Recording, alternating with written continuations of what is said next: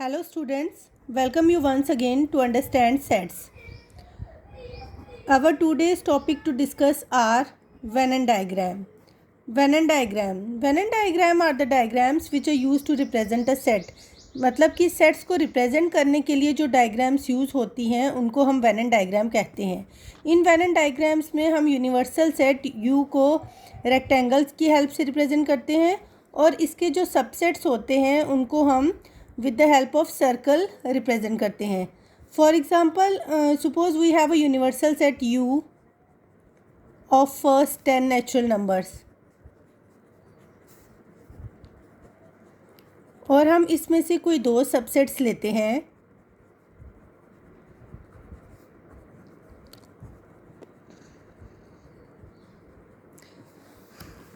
तो that means ये जो यूनिवर्सल सेट आएगा इसका ये हमारा U होगा जिसमें 1 से लेकर 10 तक एलिमेंट्स होंगे और इसके अंदर ये जो दो सबसेट्स होंगे इसको हम A बोलेंगे. मतलब इसके अंदर 1 2 3 4 होगा, इस B के अंदर 3 4 5 6 होगा और यूनिवर्सल सेट में जो है हमारे 1 से लेकर 10 तक एलिमेंट्स होंगे. इससे आप लोगों की वेन एंड डायग्राम की जो इस फिगर की हेल्प से वेन एंड डायग्राम आपको क्लियर होगी.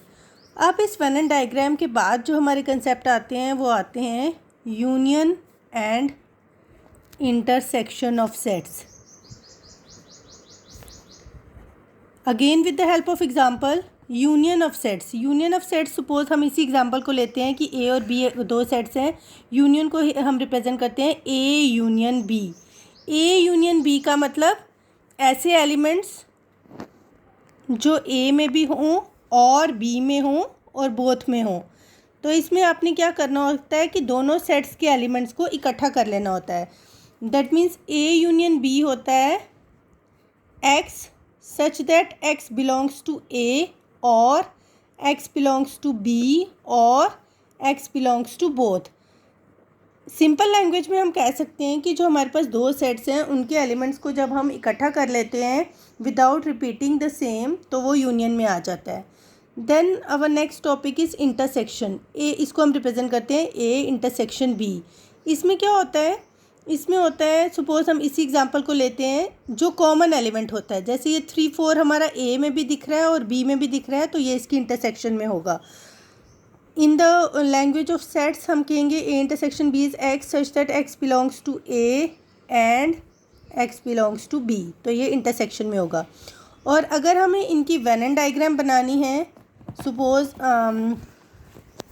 A यूनियन B की अगर मुझे वेन एंड डायग्राम बनानी है तो हम कैसे बनाएंगे. सपोज़ ये हमारा एक यूनिवर्सल सेट है, ये सेट A है और ये सेट B है.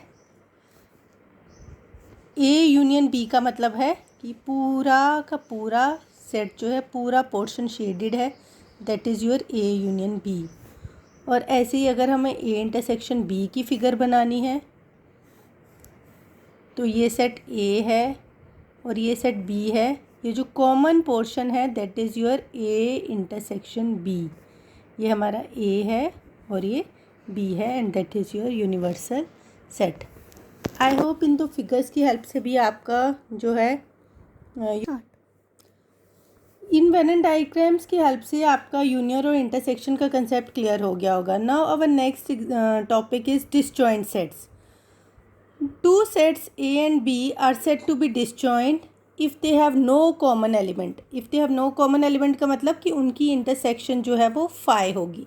सपोज़ अगर आपके पास कोई सेट A है उसके एलिमेंट्स हैं 1 2 3 और B सेट है उसके एलिमेंट्स हैं 4 5 6. तो आपने देखा कि A और B में कुछ भी कॉमन नहीं है, दैट मीन्स इनकी इंटरसेक्शन जो है फाई है.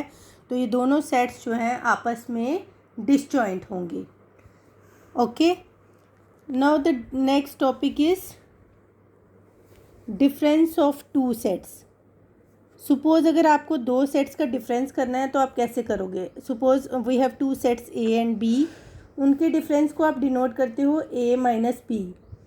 तो ऐसे एलिमेंट्स जो A में होंगे लेकिन B में नहीं होंगे वो इसके डिफरेंस में होंगे. क्या मतलब हो गया इस बात का.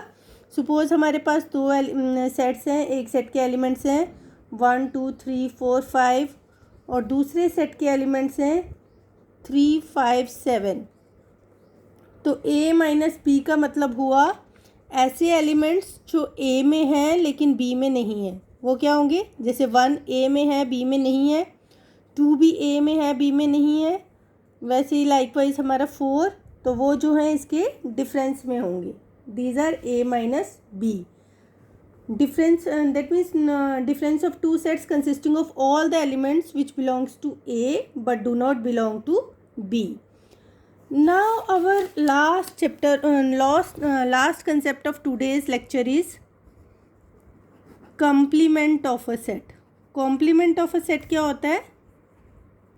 Suppose अगर हमारे पास कोई set है A, let A be a given set and U be the universal set. Then the set consisting of all the elements, then the set consisting of all the elements of U which do not belong to A is called complement of A. क्या मतलब हुआ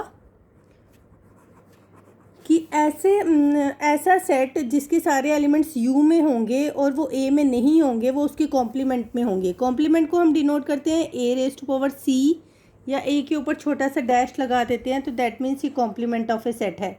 अब इसकी example की help से देखिए. For example अगर हमारे पास जो वही हम पिछली एग्जांपल लेंगे, हमने यूनिवर्सल सेट लिया था 1 से लेकर 10 तक, और मैं एक सेट लेती हूँ, इसका एक सबसेट ले लेती हूँ 1 3 5 7. तो ए कॉम्प्लीमेंट जो होगा, जो ऐसे एलिमेंट्स होंगे इसमें जो हमारे यू में तो हैं लेकिन ए में नहीं होंगे. जैसे for example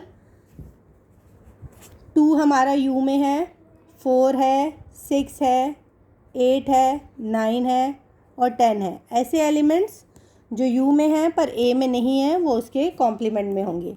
I hope you guys will able to understand this. Thanks.